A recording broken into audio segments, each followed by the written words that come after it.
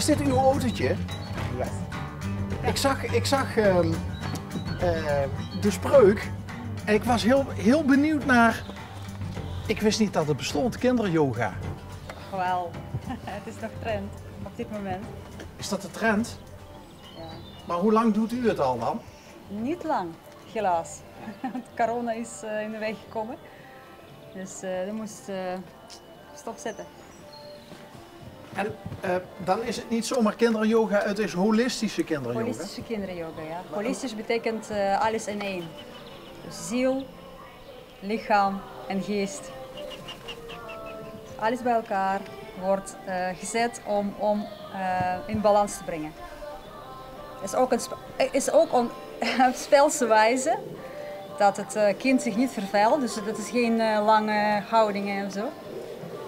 En, Het is niet alleen maar zitten op een matje? Niet alleen maar zitten. Ook creatief stukje, tekenen of samen spelletjes doen of massage. Dus kinderen leren ook, het wordt thema gekozen en kinderen leren ook vanuit het thema, bijvoorbeeld onderwerp, ik noem maar wat, Afrika. Dus alles over Afrika wordt gegooid, verteld over dieren en dieren nadoen. Dus het is heel gezellig.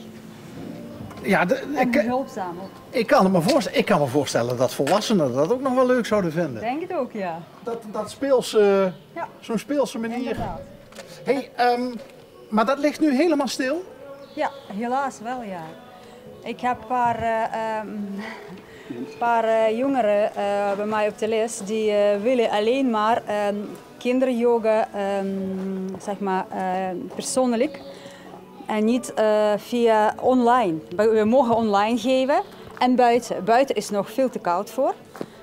Maar online is eigenlijk niet te doen, want dan mis jij mist contact, jij mist connectie, jij mist, ja. Je mist veel dingen. Ja, de lente is begonnen. Dus u zou dat gauw genoeg wel buiten kunnen gaan doen? Ik ga dat doen zodra het warm wordt. Ga ik dat doen in Groebenworst. Op voetbalveld heb ik al alles geregeld. Dat mag. Oh, wat goed. Ja. En dan echt op het voetbalveld? Op het voetbalveld, ja. Middencirkel? Niet. Penalty stip? Het ligt eraan. Het ligt eraan hoeveel kinderen komen. Het ligt eraan... Oh, dus het kan ook in groepsvorm? Ja, dat is ook groepvorm. Oh. Dat is een groep. Er wordt in een groep gegeven. Het is, het is leuk om samen te doen, hoe moet ik zeggen, om contact te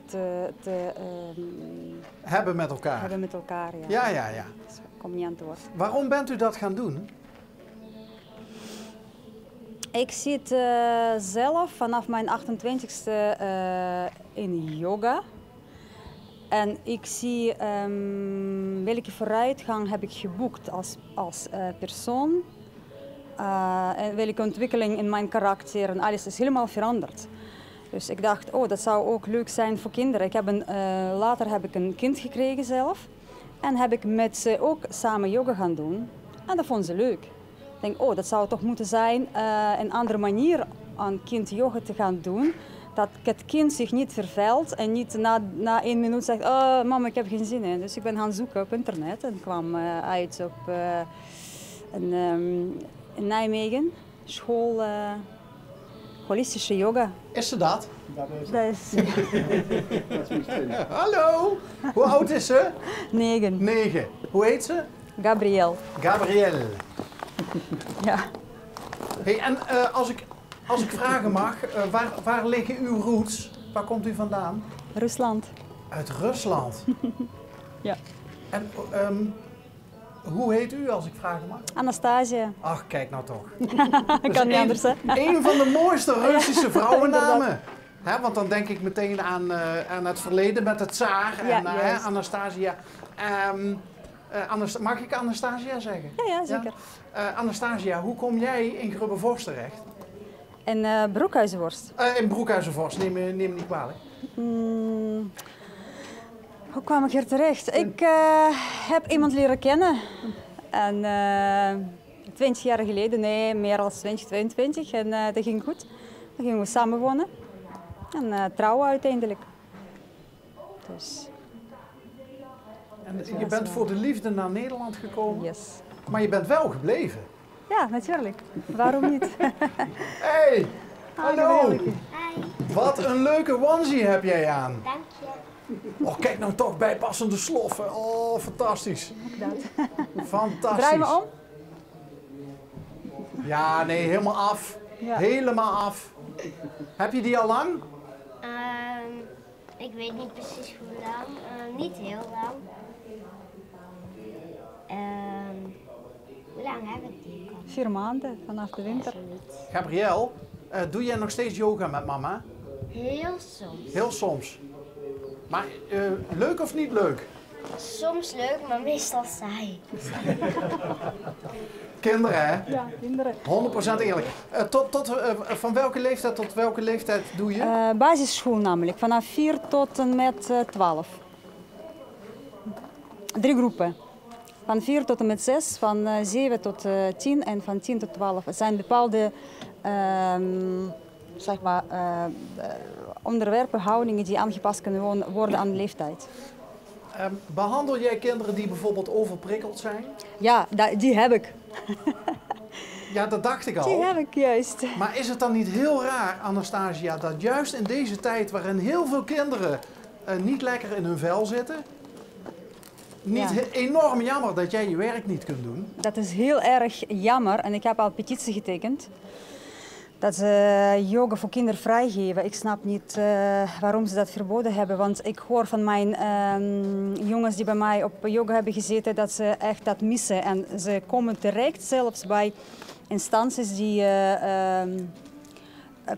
psychische klachten zeg maar, helpen. Hoewel voor de yogatijd was dat niet gehoeven. Dus nu vallen ze echt in hun oude patroon. En hulp is er niet. Want yoga is juist het punt waar je kunt grijpen en vasthouden. En die helpt jou, die geeft jou instrumenten om hoe moet ik dat zeggen? Om je geconcentreerd voelen, in balans voelen, rustig voelen, Ja. dat is het. Ja. Met yoga heb je bepaalde instrumenten om ook aan jezelf te werken. Juist. Het is niet alleen maar dat je het alleen kunt doen als je met jou samen bent. Je kunt thuis ook Je kunt thuis, ja, juist. Bepaalde meditaties, hè? De kinderen die aangepast zijn voor kinderen. Bepaalde oefeningen, ademhalingstechnieken. Die zorgen voor bijvoorbeeld dat je brein rustiger wordt of dat je lichaam in balans komt. Dat is het.